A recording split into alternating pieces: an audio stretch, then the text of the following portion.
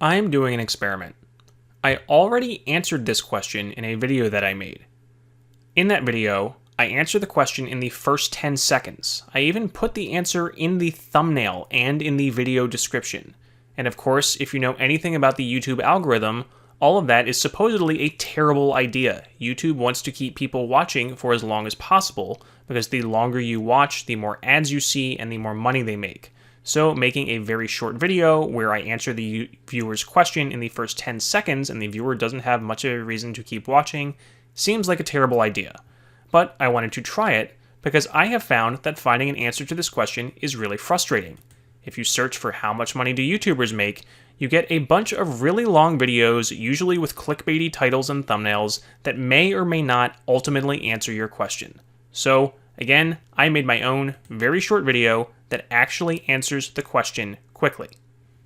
But in this video, I'm going to do something different. I'm not going to give the answer away right at the beginning. I'm probably going to make a clickbaity title and thumbnail, maybe where I'm making an excited face, or I'm going to put the dollar amount in the thumbnail but blur it out. I'll phrase the title as a question that people would probably Google because I'm targeting that search engine optimization to show up in search results for queries like this. All of that stuff. And the most important thing, I'm going to keep talking and not tell you the answer yet because I want you to keep watching this video longer so you see more ads and YouTube makes more money and I make more money because that's how this works. Notice how most of these videos are close to 10 minutes long. Some of them are more than 8 minutes long because you have to be at least 8 minutes long to get mid-roll ads on YouTube, which helps the creator make more money. So again, you can't really fault anybody for doing this. They're just trying to make money. But honestly, I really don't know how you can insert 10 minutes of filler to answer this question. I'm only at the 2-minute mark right now, and I'm pretty much out of things to say, so I'm just going to cave and go do it. We're going to go over to my channel, click on the Manage Videos tab, then we're going to click on Analytics, and there, this is how much money I make. About $300 a month for 57,000 views-ish. That's not a lot. It's definitely not enough to quit my day job, but it's a little extra money for my kids' college fund every month or something. If I look at the amount I made in the last year, it is a little over $5,000. Again, that is some nice extra pocket change. It is definitely not enough to quit my job. Now, that does not mean that you will make $5,000 a year if you start a YouTube channel right now. This amount and the RPM, or revenue per mille, however you pronounce it, and the CPM, cost per mille, all of that stuff depends on a ton of factors like the viewer geography, the country they're viewing from, the topic of your video. Basically, advertisers bid on ads, so it depends on how much advertisers want to reach your audience and how much they are willing to pay to reach that audience. So you always see people on Reddit going, oh, what topic has the highest RPM? I'm going to go make crypto or finance or real estate videos or something because I hear they have a really high RPM. That's not how this works. You also need people to watch your videos. If only 3 people watch your crypto video, you're not going to make thousands of dollars. So you need views. A high RPM is nice, but again, you need people to actually watch the videos to earn money. In my case, nearly all of my revenue comes from Zoom tutorials. And again, when you think about how this works with advertiser spending and the pandemic, that is not surprising. Video conferencing skyrocketed when COVID hit, and now there is a lot of competition. Initially, Zoom was dominant, and now you have Microsoft Teams, Google Meet, all these other platforms that are competing for user dollars for their video platforms. So my guess, if you go watch a bunch of my Zoom videos, which would be great because then I would make money, is that you will probably see ads for things like Microsoft Teams and Google Meet. These companies are trying to steal each other's users, so they're willing to spend a lot of money on it.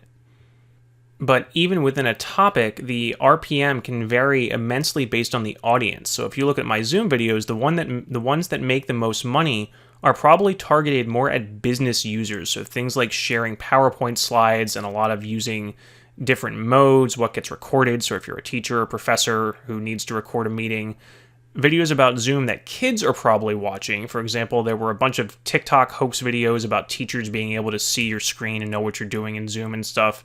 So I have somewhere in here, can your teacher see your screen in Zoom? For example, that only had a CPM of around $7, whereas if you look at the more business-targeted ones, they're up in the double digits, so 10 or even 20-something dollars. So the audience and how much money that audience has to spend is also going to determine how much advertisers are willing to spend to reach that audience. Kids don't have as much money to spend as adults, so in general, videos that target kids aren't going to make as much. But if they get way more views, you can still make more money total. So it's not just about RPM and CPM, it is about RPM times views. That determines how much money you will make total.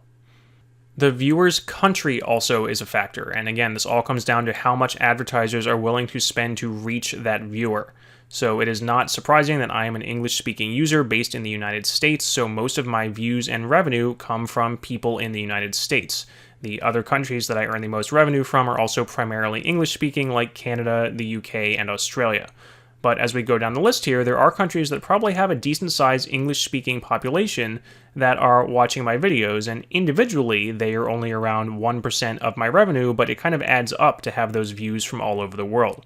So a lot of times I will see people on Reddit ask questions like, oh, how do I turn off views from low RPM countries? Like, I don't want views from India because that's going to drag my average RPM down.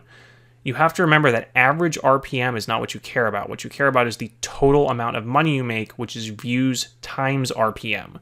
So it is perfectly possible for a video to get a lot of views in India and make you more money than a video that barely got any views in the United States, even though India's RPM is much lower. So for reasons I don't understand, YouTube doesn't actually show you the RPM per country when you are in analytics view, but you can calculate it yourself if you export it to a spreadsheet using this button. So I exported my revenue and views to a spreadsheet and then just calculated the RPM, which is the revenue divided by the views divided by 1,000. Remember, it's per 1,000 views, not per view. So I have an RPM column here, and you can see that, again, the revenue and the RPM don't necessarily line up. I have some countries with an insane RPM, so I think this is actually Switzerland. I had to Google the country code for CH, but an RPM of $49, but only 241 views, right? So the Switzerland is way far down on my revenue list, and it's actually lower than India, which has an RPM of only 63 cents, but 88,000 views, so I made a decent amount of money from India. So again, you don't really want to focus too much on this average RPM number. What you care about is the total amount of money you make, which is views times RPM. So there are plenty of lower RPM countries on my list here. India, I think this one's the Philippines, maybe this is Hong Kong, Netherlands, I'm just guessing based on the abbreviations here, I don't know. But point being, I don't want to get rid of these because $52 is more than $0. I don't care if it's dragging the average RPM down, what I care is that it is bringing the total revenue up.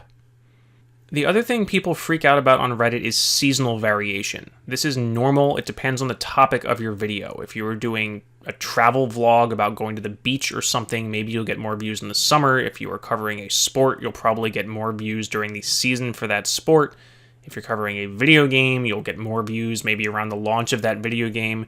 There are always posts with people who freak out because their traffic is dropping and they can't figure out why. So you need to figure out how, if at all, your topic is seasonal and how that's affecting your traffic. Again, in my case, most of my traffic is for Zoom videos. So, for example, you see a big dip around the December holidays because people aren't at work or at school. Not as many people are using Zoom. I also kind of have a long, slow taper here because I haven't been making as many Zoom videos lately. So those are kind of gradually losing traffic, maybe as I get more competition from newer videos or as more people know how to use Zoom. It's not as new from the pandemic anymore, so not as many people are having to look it up.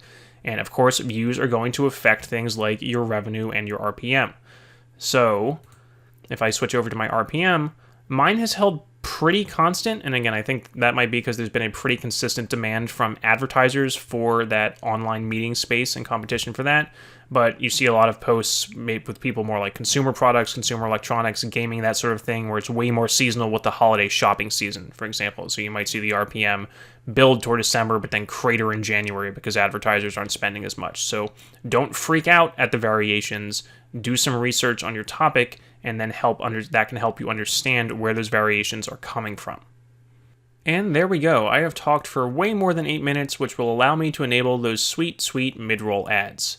After I've published this video, I will wait a while and compare it to the non-clickbaity to the point video to see how they perform.